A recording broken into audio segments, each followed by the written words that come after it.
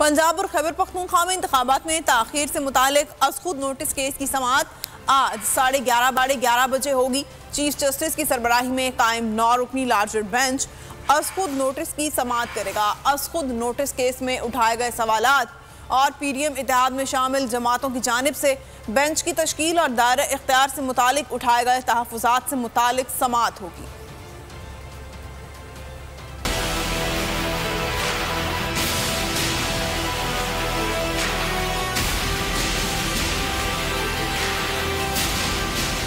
पंजाब और खैबर पख्तूनख्वा में इंतखाबात में ताखीर से मुताल्लिक अज़खुद नोटिस केस की समाअत आज 11:30 बजे होगी। चीफ जस्टिस की सरबराही में कायम 9 रुकनी लार्जर बेंच पंजाब और खैबर पख्तूनख्वा में आम इंतखाबात में ताखीर के मामले पर अज़खुद नोटिस की समाअत करेगा।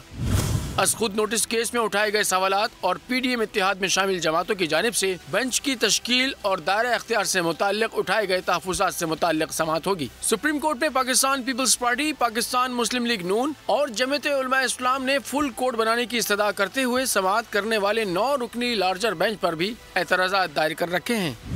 Pakistan bar council, supreme court bar association, Islamabad high court bar और दीगर वकला तंजीमें भी इंतखाबात में ताखीर से मुताल्लिक अज़खुद नोटिस केस में फरीक हैं। गुज़िश्ता समाअत के दौरान चीफ जस्टिस ऑफ पाकिस्तान ने केस में सदर मुमलिकत, गवर्नर्स, इलेक्शन कमीशन समेत तमाम फरीक़ैन को नोटिस जारी कर दिए थे।